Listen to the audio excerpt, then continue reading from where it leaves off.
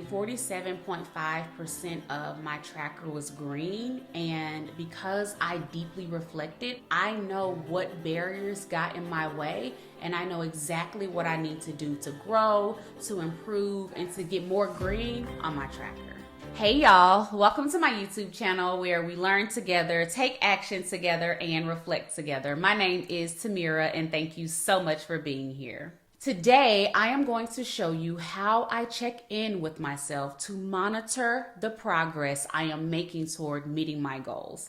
In January, I set goals for the year and created a digital vision board. Each square on the board represents a goal or an area of focus for the year. In this video, I am going to share how I reflected on the progress I made toward meeting my goals during the first 6 months of the year. I will share how I made a few adjustments and how I plan to stay on track for the next 6 months. Want to reflect with me? Hop in the car and let's ride. Before I begin, tell me, what are some of the goals you set at the beginning of the year? Leave them in the comments and let's go on this journey together. So let's start with why reflection is so critical to me. Y'all, when I set goals, it's because I aim to transform something significant in my life. I want to achieve meaningful change. And what I have learned is that pursuing change and transformation requires intentional reflection. It's about me critically examining my actions and understanding their impacts. Reflection helps me assess the effectiveness of my efforts. Reflection helps me pinpoint areas that need improvement.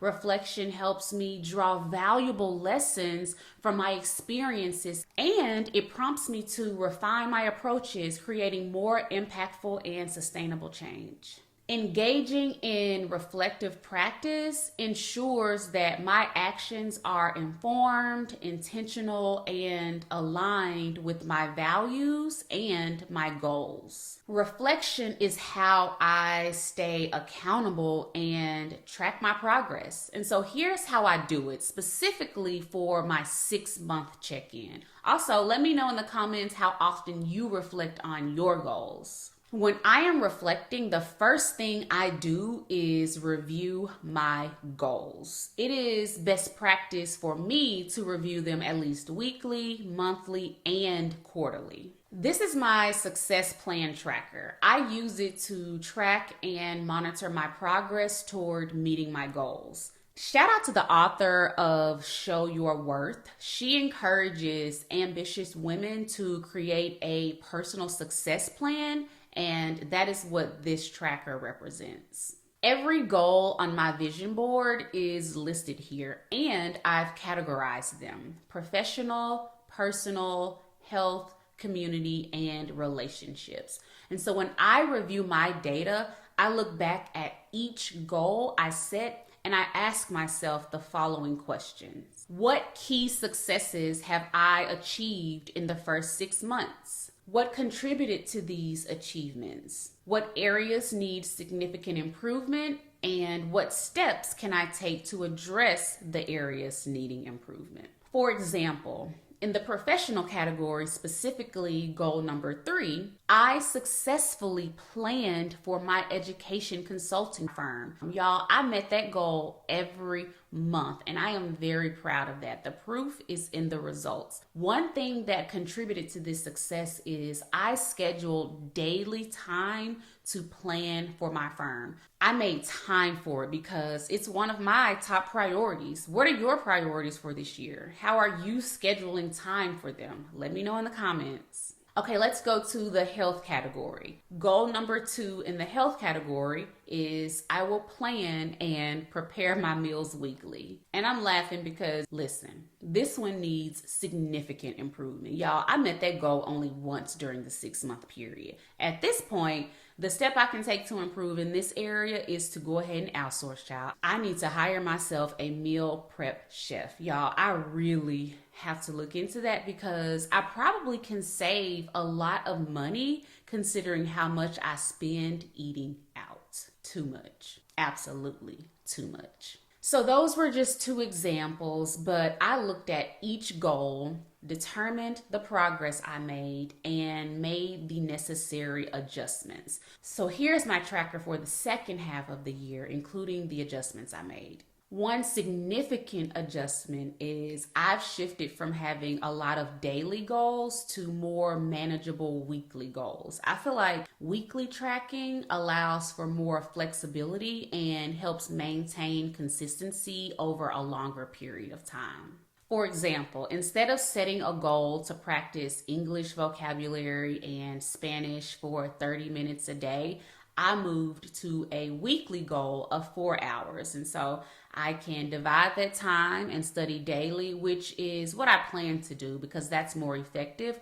Or I can just spend 4 hours on a Saturday morning catching up on those studies. The point is, I have a choice. Another adjustment I made is that I removed the goal of posting to LinkedIn twice per week. It's still something that I plan to do, but it's not a priority anymore, so I don't need to track it. Another adjustment I made is I shifted from running one registered race per month to running 10 miles weekly. This actually might change because one of my friends is trying to get me to run the St. Jude Half Marathon with her this year.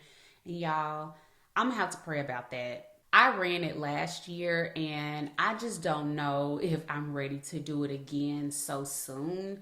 The training is super intense and it's time consuming, and I have some other priorities, and so I don't know, we'll see. As I said, I have to pray about it, and I do still to plan again run at least one register race a month, but I don't need to track that anymore, and so that's why I took that goal off of the tracker. Running 10 miles weekly is more of a priority, and the registered races that I run count towards those miles anyway. So I just want to maintain a steady cadence of running 10 to 15 miles a week, just to maintain my stamina. So those are some of the adjustments that I made to my goals. Have you made any adjustments to your goals recently? What changes have you made and why? Let me know in the comments. Something I should have done at the beginning of the year that I did this time around is set a quantitative goal for overall success related to the tracker. And this is going to help me track my progress more clearly, making it easier to measure success and adjust as needed. Do you set quantitative goals for yourself? How do you measure your success? I've learned that you cannot measure what you do not track. And when I think about the first half of the year, only 47.5% of my tracker was green. And because I deeply reflected, I know what barriers got in my way, and I know exactly what I need to do to grow, to improve, and to get more green on my tracker. This really is my first time consistently collecting personal data for this long. I've done it before for short periods of time and inconsistency.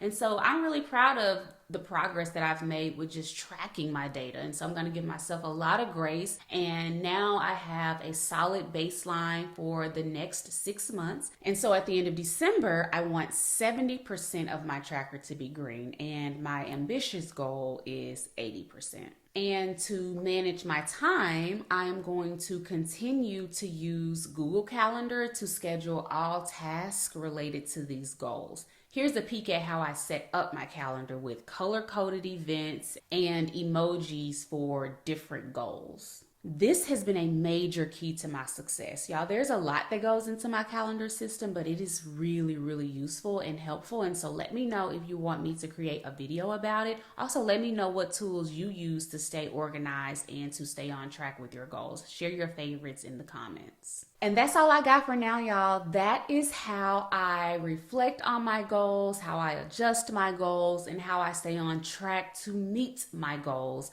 all of the goals that I set for myself. And as a result of consistently going through this process, I have so much clarity and I know exactly what I want to accomplish and how I will do it. Y'all, I am really excited about the person I am becoming as I work toward achieving these goals. I'm learning so much about myself, and I'm also very excited about who I will be in December once I've accomplished all of these goals I set for myself at the beginning of the year. I said in January that the word for the year, or the word of the year, is execution. And that's because I have big dreams and big aspirations. And not only do I have big dreams and big aspirations, but I also have knowledge, skills, experience, and insight. And so that only leaves room for one thing: execution. And so I am going to continue to execute for the rest of this year, which means in December, I'm gonna have a lot of green to share with y'all. And hopefully, y'all will have something to share with me too. Some celebrations, some successes, because you too will have achieved the goals that you set for yourself. So continue to think about the goals that you have set for yourself. How are you progressing? What successes have you celebrated? What challenges have you faced? If you have not set any goals and you want to change, you want to transform something in your life, it is not too late. In fact, it's never too late. Share your thoughts and reflections in the comments below. I look forward to reading them. Thank y'all so much for riding with me today. Keep learning, keep taking action, and keep reflecting. I love y'all. Take care of yourselves, and I'll see you next time. Bye.